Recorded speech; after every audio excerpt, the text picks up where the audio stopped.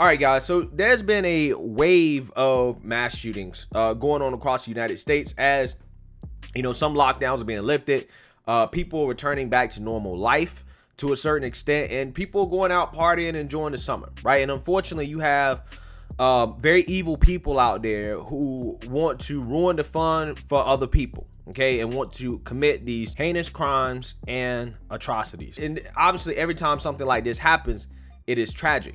And I want you guys to check out the news coverage from one of the most recent mass shootings, which happened in Austin, Texas. Take a look. Chaos in Austin, Texas. Watch out! Police pushing through crowds scattered by gunshots, turning the city's famed 6th Street into an emergency triage. Gunfire! Even at 1 a.m., the block's so packed with people. First responders struggle to reach victims. Some officers putting the wounded inside their own cruisers. Leg injuries with tourniquet supply, one arm injury, one to the chest. The gunman gone, but not after wounding 14 people, leaving 2 in critical condition. We have developed suspects in this case. There are 2 male suspects. I'm not going to release any further information because the investigation is very much ongoing.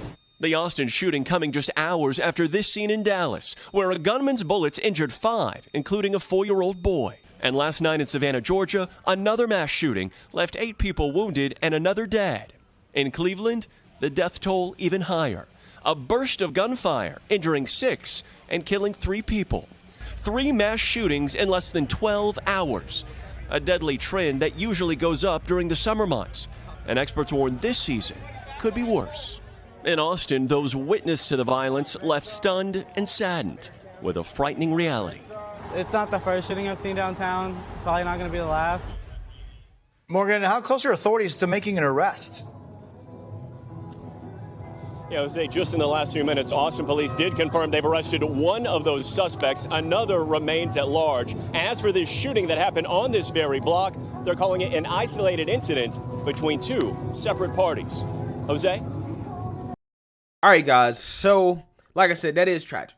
14 people were wounded. One person unfortunately died. The person that died, I think he was like a computer engineer, somebody like that. That graduated from Michigan State recently. He was like 25 years old. I actually think he was visiting from out of town. Okay. So, you know, stuff like that is scary to think about. That, you know, you don't know the day nor the hour in which your time is up on this earth. Okay. And that's what I think make these incidents all the more tragic, is that you could be in the wrong place and wrong time, right? Somebody evil wants to commit an act of violence and they go and do something like that. Again, you know, a lot of innocent people that have nothing to do with it, get caught up in it. And it's very unfortunate that it happened. And again, because these people are so bad, right? These people are so evil that commit these atrocities. I think it's important for them to be brought to justice very, very swiftly.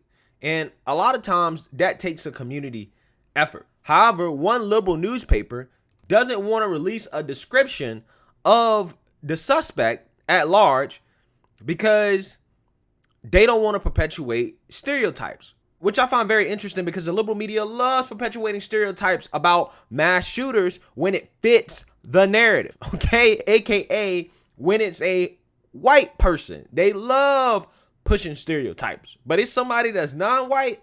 Oh man, they don't want to perpetuate stereotypes anymore. Find that mighty interesting. Now, one suspect has been apprehended, right? And the suspect, they're not really releasing information about him, but he is a juvenile apparently. So his information will probably remain confidential, but there's still one suspect at large. They're still out here in the streets. And like I said, there's a liberal newspaper who does not want to print a description of the black male suspect because it could be perpetuating harmful stereotypes. So essentially what they're saying here is that we don't want to potentially help people identify the suspect in this mass shooting because we're afraid that it might make people think bad things about black people, right? It might perpetuate the stereotype that black people are mass shooters. Again, this is liberal lunacy world that we live in, where they care more about fake wokeism than they do about apprehending people who deserve to rot in prison for the rest of their lives for committing atrocities. They care more about woke politics than justice. This is modern day liberalism, okay? From the Post-Millennial, the Austin American-Statesman, a liberal-leaning news outlet in Texas, published an article on the mass shooting that happened early Saturday morning, but refused to print the police's description of the at-large black male subject. At least 14 victims were left injured. One suspect, described by local law enforcement as a slim black male with dreadlocks, escaped the scene. Okay, so a slim black male with dreadlocks.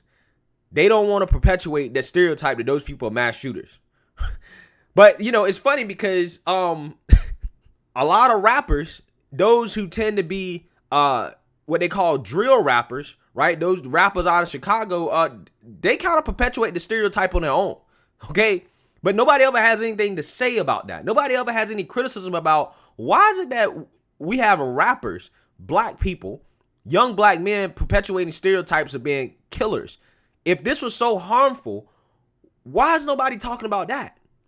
When that's something that we see all the time. But, you know, they do this because they claim to care about perpetuating stereotypes, but they don't care enough to speak out against black people perpetuating their own negative stereotypes against each other. Come on now. The Austin American-Statesman is not including the police's description, as it is too vague at this time to be useful in identifying the shooter, and such publication could be harmful in perpetuating stereotypes. I really don't understand this because, in my opinion, any information is better than no information. Again, you don't have to perpetuate the stereotype of a black male with dreadlocks potentially being a dangerous person. All you gotta do is watch any Chicago rap video. They perpetuate the stereotypes on their own. So I don't understand the point here. I really don't. The editor's note reads at the bottom of the article, adding that reporting will be updated if more detailed information is released to the public and the press. All right, so as you can see here, this is Andy Nago, who basically is covering this. He had a video here in which he talks about the description.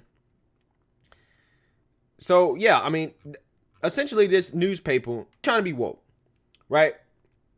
And it's funny, guys, because when it comes to these mass shootings, when we had one of the most prevalent mass shootings that happened this year in Atlanta, when it was a white male that did it, right? Those Asian massage parlors, everybody wanted to perpetuate the stereotype that mass shooters are white males.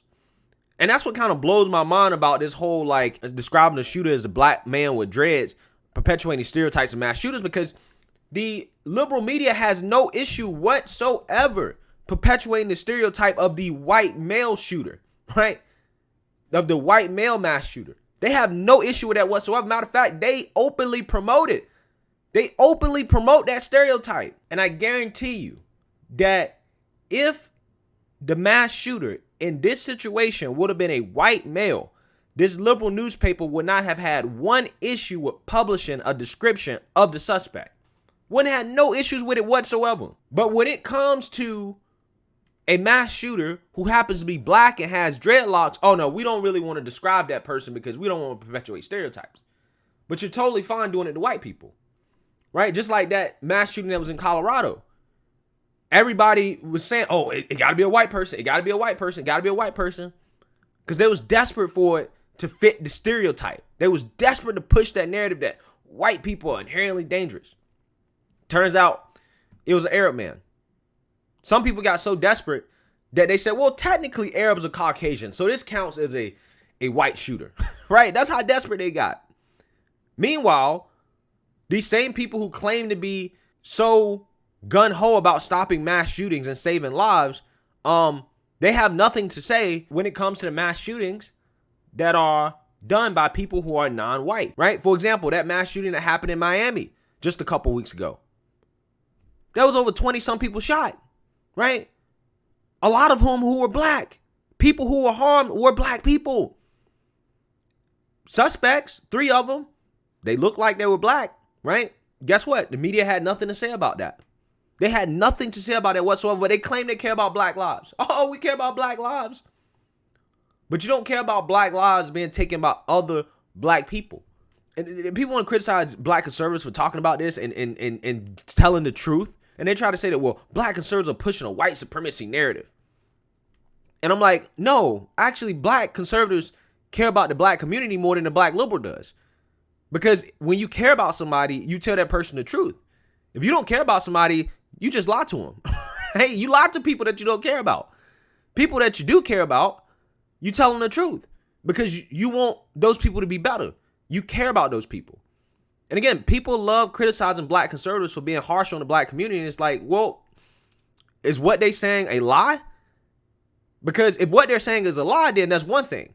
If what we're saying is true, then it shouldn't matter whether or not we call it for what it is, because ultimately in the day, the truth needs to be told. And I don't give a damn about what stereotype telling the truth is perpetuating, because the truth is the truth, right?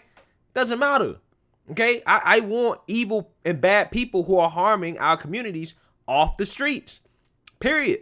I want them off the streets.